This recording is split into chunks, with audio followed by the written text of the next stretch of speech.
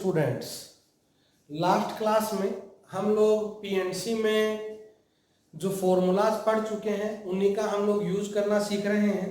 कुछ हमने special note का यूज किया कि all objects are together, all are not together, any two are not together, या अगर हमें उन्हें अल्टरनेट अरेंज करना हो। उसके बाद हम लोग एक स्टैंडर्ड टाइप ऑफ प्रॉब्लम्स कर रहे थे जिसमें मैंने आप लोगों को ग्रेट वर्ड जो लिखा था उसका मैंने आपको सीरियल नंबर कैलकुलेट करके बताया कि 120 वर्ड्स जो बनेंगे, 120 वर्ड्स जो यहां बनेंगे, अगर हम उन 120 वर्ड्स को इंग्लिश डिक्शनरी के अकॉर्डिंग अरेंज करें तो इस ग्रेड का सीरियल नंबर हमने कैलकुलेट किया, वो 63 आया था। ठीक है, तो और फिर मैंने एक नंबर वर्ड आप लोगों को दिया था। आई होप कि आप लोगों ने उसको अटेम्प्ट किया होगा। अभी हम लोग उसका आंसर निकालेंगे।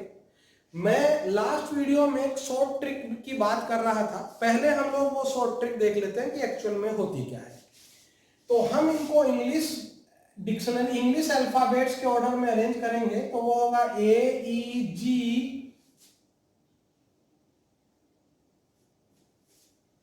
ये मैंने अरेंज किया।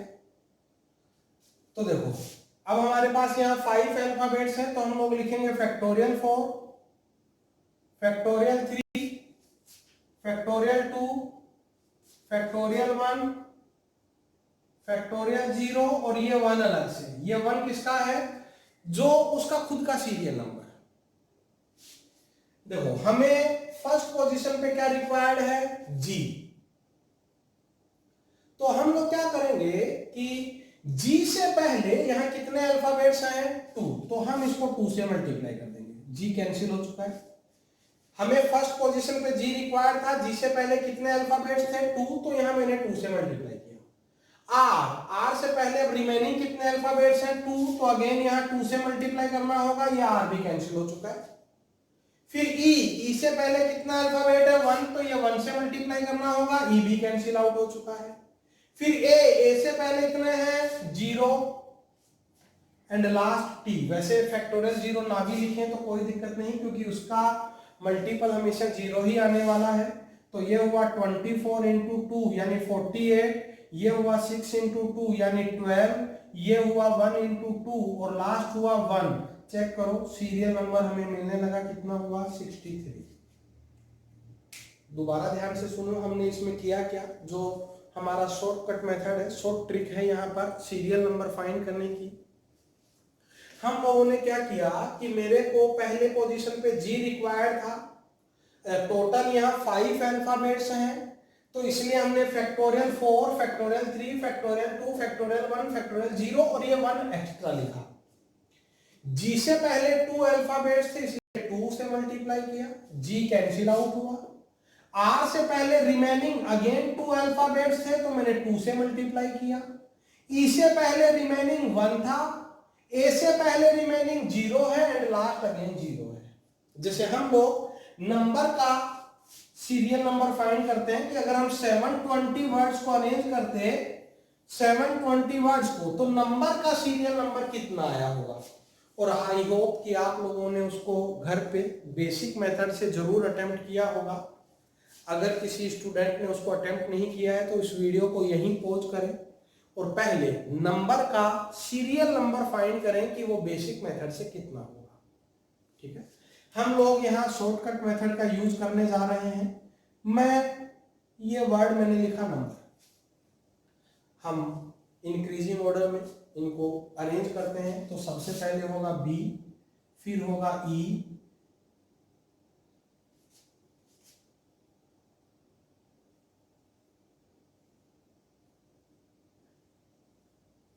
ये मैंने इनको अरेंज किया है। हमारे पास टोटल यहाँ 6 अल्फाबेट्स हैं, तो हम लोग factorial 5, factorial 4, factorial 3, factorial 2, factorial 1, factorial 0 नहीं लिखते। फैक्टोरियल 0 का कोफिशिएंट ऑलवेज 0 होता है, तो लास्ट में मैं 1 खुद का सीरियल नंबर लिख देता हूं।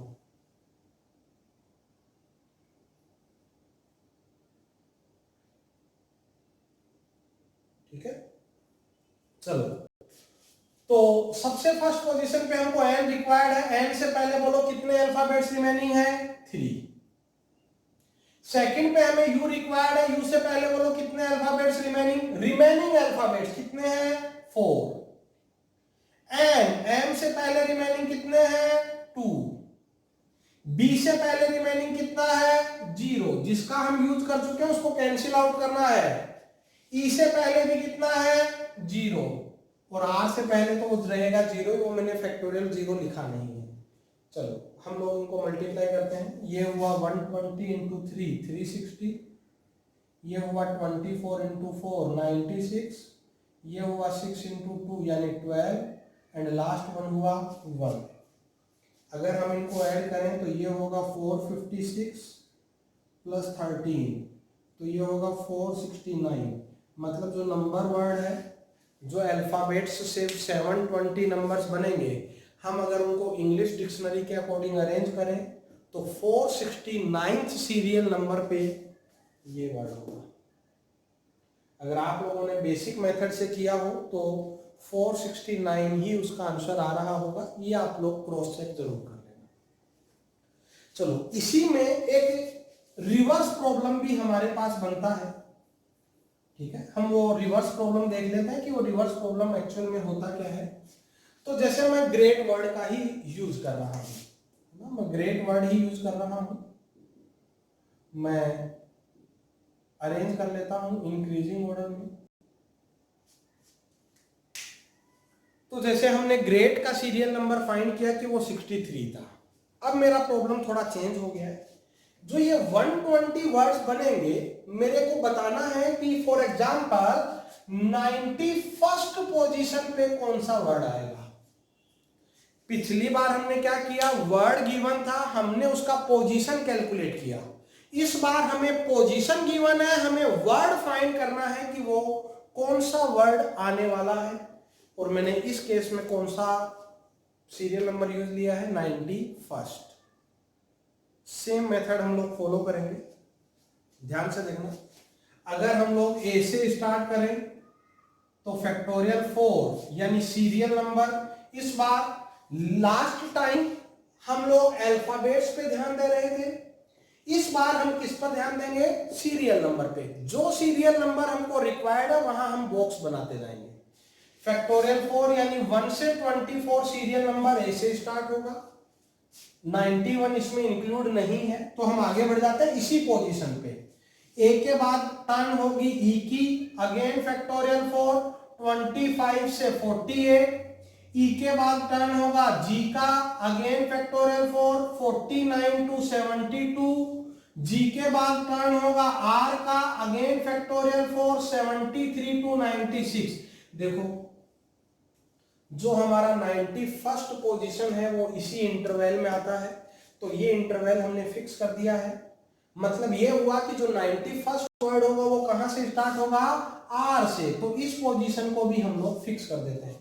यहां कैंसिल आउट इसलिए कर रहे हैं ताकि हम लोगों को ध्यान रहे कि इसका हम यूज कर चुके हैं, रिपीटेशन अलाउड नहीं है तो दोबारा यूज नहीं करना है। अब हम सेकंड पोजीशन पे चलते हैं, मतलब इस इंटरवल के अंदर बढ़ते हैं। अगेन ए से स्टार्ट होगा फैक्टोरियल 3 यानी 73 टू 78। ए के बाद ई से स्टार्ट होगा, अगेन फैक्टोरियल 3 79 टू 84। ई के बाद जी से स्टार्ट होगा, अगेन फैक्टोरियल 3 85 टू 90। उधर कर रहा हूं मैं। जी के बाद टी से स्टार्ट होगा, अगेन फैक्टोरियल 3 91 टू 96। ये हमें रिक्वायर्ड है, यानी सेकंड पोजीशन पे कौन सा अल्फाबेट फिक्स हुआ, टी। अब हम थर्ड पोजीशन में चलते हैं। वैसे तो देखो मैंने यहाँ 91 लिखा था, मैं 91 नहीं लिखता हूं, इसको 94 कर देता हूं। 91st तो हमें समझ में ही रहा है, RTAEG, क्योंकि AEG सब सही है हमें। मैं 94 कर देता हूं, तो हम दोबारा आगे बढ़े। अब ए से स्टार्ट होने वाले होंगे फैक्टोरियल 2 यानी 91 92 नहीं चाहिए, तो थर्ड पोजीशन पे ई, अगेन फैक्टोरियल 2 93 94 रिक्वायर्ड है। तो देखो आर फर्स्ट पोजीशन पे है, सेकंड पोजीशन पे है टी, थर्ड पोजीशन पे है ई, तो देखो 93 होगा AG और 94 कौन सा होगा GA। हमें 94 रिक्वायर्ड है तो वो होगा GA। क्लियर है सब लोगों को? तो इस तरह से अगर हमें कोई पोजीशन गिवन हो या सीरियल नंबर गिवन हो और हमें वर्ड फाइंड करना हो, सेम बेसिक मेथड यूज करना है। बस लास्ट टाइम हम लोग अल्फाबेट्स की पोजीशन ध्यान दे रहे थे इसके अकॉर्डिंग, इस बार हमें सीरियल नंबर पे ध्यान देना है कि हमें कौन सा इंटरवल रिक्वायर्ड है। जो इंटरवल रिक्वायर्ड है उसको फिक्स करो, हम उसके अंदर मूव करेंगे। अंदर मूव करने का मतलब हम नेक्स्ट पोजीशन पे आ जाएंगे, इधर नेक्स्ट पोजीशन पे।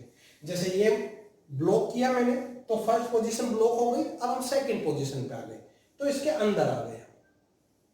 क्लियर है?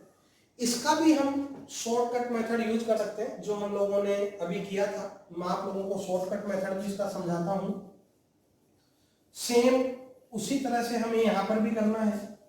देखो हम लोग क्या करने वाले हैं कि मेरे को 94 चाहिए, ये वाला वर्ड है, ध्यान रखना, ताकि हम लोग क्रॉस चेक कर सके। अरेंज किया मैंने AEGRT, वही factorial 4 plus factorial 3 plus factorial 2 plus factorial 1 और ये 1। हमें ये टोटल सीरियल नंबर चाहिए 94। 94 में से 1 तो ऑलरेडी यूज हो चुका है, मतलब रिमेनिंग कितना रहा 93।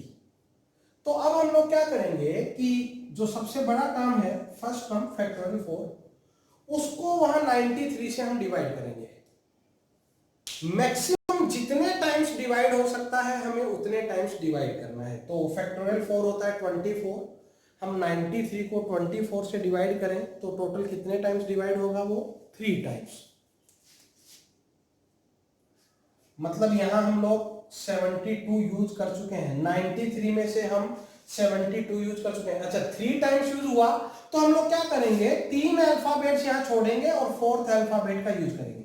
जितना यहां मल्टीपल है, सोच के देखो हम एकदम रिवर्स कर रहे हैं, जितना मल्टीपल है उतने हमें यहां अल्फाबेट्स को छोड़ना है। तो नेक्स्ट अल्फाबेट हुआ आर यूज हो चुका है। हमारे पास टोटल सम जो रिक्वायर्ड था वो 93 था, 1 यूज्ड है। 93 में से 72 सब्ट्रैक्ट करो तो ये भी यूज हो चुका है, तो हमारे पास रहा 21। 21 को मैंने 6 से डिवाइड किया, ये 6 होता है। हमें मैक्सिमम क्वोशेंट चाहिए, कितना होगा, 23 को हमने 6 से डिवाइड किया तो अगेन कितने टाइम्स डिवाइड होगा, 3 टाइम्स। ये हमने 18 को यूज कर लिया है। ठीक है, हमारे पास 21 रिमेनिंग था, 21 को मैंने 6 से डिवाइड किया तो मैक्सिमम कितने टाइम्स डिवाइड होगा, वो 3 टाइम्स। तो अगेन 1 2 3 हमें अल्फाबेट छोड़ने हैं और ये 4th लिखना है T। अब हमारे पास कितना नंबर रिमेनिंग रहा, 3 को 2 से डिवाइड किया तो ये हुआ 1, मतलब हमें 1 छोड़ के सेकंड अल्फाबेट लिखना है, वो होगा E। इसका वैल्यू 2 आ चुका है, मतलब हम लोग अभी तक 93 का यूज कर चुके हैं। कितना यूज कर चुके हैं हम लोग, 93। तो ये कितनी बार डिवाइड होगा, 1 टाइम। तो 1 छोड़ के अगेन सेकंड लिखना है G और लास्ट जो रिमेनिंग रहा वो ये। जरा मैच करो सेम आए क्या। तो इसमें कंसेप्ट क्या है कि हम लोग 5 डिजिट्स हैं तो फैक्टोरियल 4 फैक्टोरियल 3 वही लिखना है। जितने टाइम्स मैक्सिमम हम डिवाइड कर सकते हैं वो मल्टीपल यहां लिखना है, क्वेश्चन जो भी आएगा, और उतने अल्फाबेट्स हमें यहां छोड़ के नेक्स्ट अल्फाबेट यूज कर लेना है। ठीक है, आप लोग सेम ऐसे ही एक प्रॉब्लम अटेम्प्ट करेंगे। जैसे हमने जो वर्ड लिया हुआ है वही ले लेते हैं हम, नंबर। इस नंबर में आप लोग मेरे को 356th पोजीशन पे कौन सा वर्ड होगा, इस सीरियल नंबर पे कौन सा वर्ड होगा वो आप लोगों को कैलकुलेट करना है। शॉर्टकट मेथड यूज करना है और आप लोगों को शॉर्टकट मेथड यूज करते हुए इन 720 वर्ड्स को अगर हम अरेंज करें तो 356th पोजीशन पे कौन सा वर्ड होगा ये आप लोग कैलकुलेट कर लेंगे। चलो हम लोग कुछ ज्योमेट्रिकल प्रॉब्लम्स पे आगे बढ़ते हैं। जैसा कि मैंने लास्ट वीडियो में बोला था कि हम लोग सिलेक्शन पर बेस्ड कुछ ज्योमेट्रिकल प्रॉब्लम्स यहाँ अटेम्प्ट करेंगे। तो जैसे फर्स्ट ज्योमेट्रिकल प्रॉब्लम अगर हम लोग अटेम्प्ट करें, बहुत आसान आसान से हम लोग स्टार्ट करते हैं प्रॉब्लम्स को। तो अगर मैं ये बोलूं कि number of radical axis equals to number of radical centres, both are maximum, मतलब number of maximum radical axis equals to number of maximum radical centres है, तो हमें बताना है कि पॉसिबल नंबर्स ऑफ सर्कल कितने होंगे, है ना। हमें नंबर ऑफ सर्कल्स फाइंड करने हैं if maximum number of radical axis using those circle and maximum number of radical centres वो इक्वल हो। और हम लोग 11th में जब सर्कल हमने पढ़ा तो वहां हमने radical axis and radical centres के बारे में पढ़ा था। आई होप कि आप लोगों को याद होगा। याद करो, रेडिकल एक्सिस के लिए हमें नंबर ऑफ सर्कल्स कितने रिक्वायर्ड हैं? 2।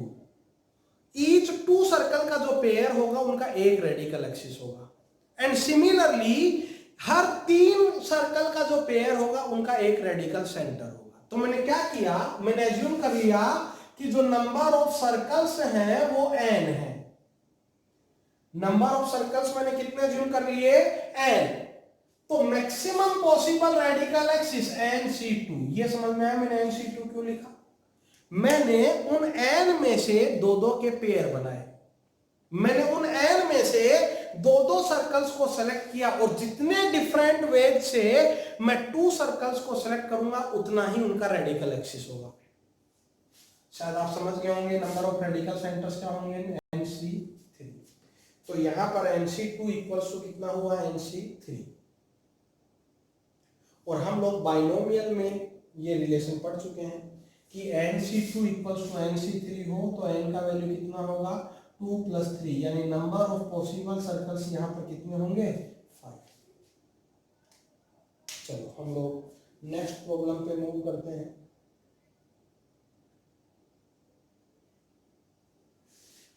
तो अगर हम लोग नेक्स्ट प्रॉब्लम पे मूव करें, सपोज करो कि मेरे को ये बोला हुआ है कि एक प्लेन है, इन ए प्लेन की बात कर रहा हूं मैं। इन ए प्लेन मेरे को 5 स्ट्रेट लाइंस,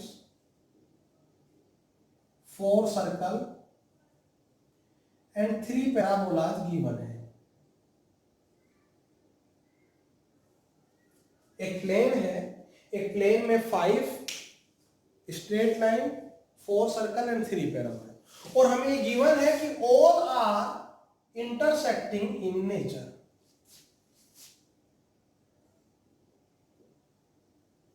जो सारे हैं वो आपस में भी एक दूसरे को इंटरसेक्ट कर रहे हैं और खुद से भी।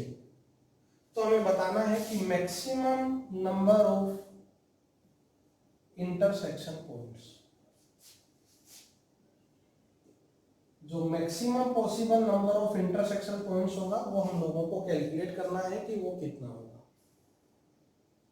तो जितना भी मैक्सिमम इंटरसेक्शन पॉसिबल है वो सब लिख लेते हैं। देखो, लाइन का लाइन से हो सकता है, सर्कल का सर्कल से हो सकता है, पैराबोला का पैराबोला से हो सकता है। लाइन का सर्कल से पॉसिबल है, लाइन का पैराबोला से पॉसिबल है, और सर्कल का पैराबोला से पॉसिबल है। जो पॉसिबल इंटरसेक्शन है वो सब हमने यहां पर लिखे हैं, और वो क्या क्या हो सकते हैं? लाइन का लाइन के साथ इंटरसेक्शन, सर्कल का सर्कल के साथ, पैराबोला का पैराबोला एंड रिमेनिंग। तो लाइन का लाइन के साथ अगर इंटरसेक्शन है तो मैंने 5 में से 2 लाइन सेलेक्ट करी, और अगर 2 line, maximum number of intersection points of 2 lines कितना होता है? 1। तो जितने तरीके से हम लोग 2 लाइंस को सेलेक्ट करेंगे उतने हमारे नंबर ऑफ इंटरसेक्शन पॉइंट्स यहां मिलेंगे। और का मतलब एडिशन हुई। मैंने 2 सर्कल सेलेक्ट किए इंटरसेक्ट कराने के लिए, और 2 सर्कल्स का नंबर ऑफ इंटरसेक्शन पॉइंट्स भी कितना होता है? 2। Maximum number of intersection points. May be possible कि वो इंटरसेक्ट ना करें या टच करें, लेकिन हमें maximum number of intersection points चाहिए। तो 2 सर्कल्स का maximum number of intersection points कितना होगा? 2। मैंने पैराबोला से पैराबोला को इंटरसेक्ट करवाया, और अगर आप लोग ध्यान से सोचें तो दो पैराबोलाज में maximum number of intersection points कितने हो सकते हैं? 4। मैंने एक लाइन सेलेक्ट करी, एक सर्कल सेलेक्ट किया, और लाइन और सर्कल में number of maximum intersection points होंगे 2। मैंने एक लाइन सेलेक्ट करी, एक पैराबोला सेलेक्ट किया और एक maximum number of intersection points, एक सर्कल सेलेक्ट किया, एक पैराबोला सेलेक्ट किया and maximum number of intersection points. Again same, circle और पैराबोला के maximum number of intersection points कितने होंगे? 4 होंगे। तो ये पॉसिबल मैक्सिमम इंटरसेक्शन पॉइंट्स हो सकते हैं अगर ये एक दूसरे को आपस में मैक्सिमम पॉइंट्स पे इंटरसेक्ट करें। ठीक है, जितने पॉसिबल केस थे मैंने वो पॉसिबल केस यहां बनाए हैं और ईच केस को इंडिविजुअली जो है वो सोल्व किया है। क्या ये बात सबको क्लियर है? चलो हम लोग नेक्स्ट प्रॉब्लम पे मूव करते हैं। नेक्स्ट प्रॉब्लम पे सपोज करो कि हम लोगों को प्लेन गिवन है, 1 सेकेंड, हम लोगों को गिवन है कि एक प्लेन है और प्लेन में फॉर एग्जांपल 10 पॉइंट्स हैं। प्लेन में कितने पॉइंट्स हैं? 10 and any 3 points are non collinear. ऐसा हमें गिवन है कि उन 10 पॉइंट्स में से कोई भी 3 पॉइंट्स कोलिनियर नहीं है, ऐसा हम लोगों को बोला हुआ है। तो सबसे पहली बात, अगर मैं number of possible lines calculate करना चाहूं तो हमें मालूम है कि अगर हमें एक लाइन ड्रॉ करनी है तो हमें कितने पॉइंट्स रिक्वायर्ड होते हैं? 2 पॉइंट्स की हेल्प से हम लोग एक यूनिक लाइन ड्रॉ कर सकते हैं और ये गिवन है कि कोई भी 3 पॉइंट एक लाइन पर नहीं है। तो नंबर ऑफ पॉसिबल लाइंस क्या होंगी कि 10 पॉइंट्स में से हम जितने तरीके से 2 पॉइंट्स को सेलेक्ट कर सकते हैं उतनी हमें नंबर ऑफ डिफरेंट लाइंस मिलेंगी और 10 पॉइंट्स में से 2 पॉइंट्स को सेलेक्ट करने के नंबर ऑफ वेज कितने होंगे? 10c2। सिमिलरली अगर मैं यहां नंबर ऑफ पॉसिबल ट्राइंगल्स लिखना चाहूं तो बोलो जरा, नंबर ऑफ पॉसिबल ट्राइंगल्स कितने होंगे यहां पर? 10c3। Number of possible triangles कितने होंगे यहां पर? 10c3। ठीक है, क्लियर है सब लोगों को? चलो हम लोग एक और प्रॉब्लम करते हैं।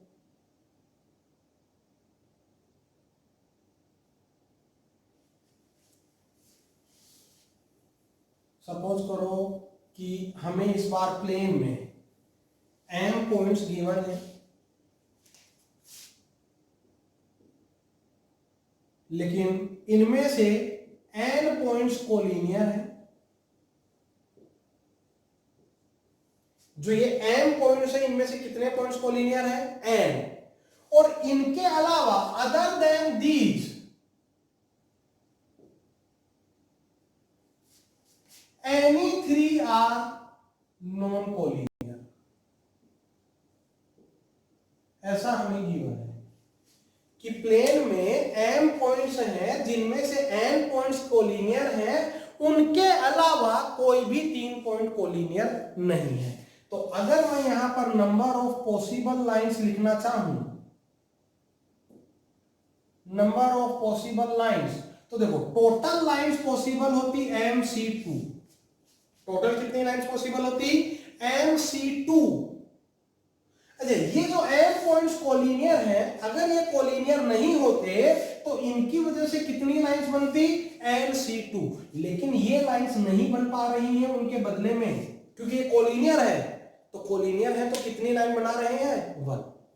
ये जो n कोलिनियर पॉइंट्स हैं ये nc2 लाइंस बनाते, लेकिन उनके बदले में ये कितनी लाइन बना पा रहे हैं? 1। तो टोटल लाइंस होती है mc2। nc2 नहीं बन पाई, उनकी जगह एक लाइन बनी है। सिमिलरली अगर मैं नंबर ऑफ पॉसिबल ट्राइंगल्स लिखता तो शायद आप लोग समझ पा रहे हैं number of possible triangles MC3 minus NC3। Total triangles possible होते हैं MC3, ये n पॉइंट्स कोलिनियर है तो इनकी वजह से जो NC3 ट्राइंगल्स बनते हैं वो नहीं बनेंगे, और ये कोलिनियर है तो इनसे एक भी ट्राइंगल नहीं बनेगा। तो total number of possible triangles होंगे MC3 माइनस NC3। तो अगर हमें कोलिनियर पॉइंट्स गिवन हो तो number of possible lines and number of possible triangles कैसे लिखना है, क्या ये बात सबको क्लियर है क्या? चलो, तो आज के लिए वीडियो में सफिशिएंट है। नेक्स्ट क्लास में भी हम ज्योमेट्रिकल प्रॉब्लम्स ही करेंगे, जिसमें मैं आप लोगों को number of parallelograms, rectangles, squares, ये सब हम लोग फाइंड करना सीखेंगे। ठीक है, तो जितना पार्ट हमने पढ़ा है, जो एक प्रॉब्लम मैंने दिया है वो जरूर ट्राई करें। रेफरेंस बुक से PNC का प्रॉब्लम सोल्व करते रहें। PNC बहुत ही इंटरेस्टिंग टॉपिक है। जितनी ज्यादा प्रॉब्लम्स हम लोग सोल्व करेंगे उतना ज्यादा हमें ये समझ में आएगा कि एक्चुअल में हो क्या रहा है। ठीक है, थैंक यू।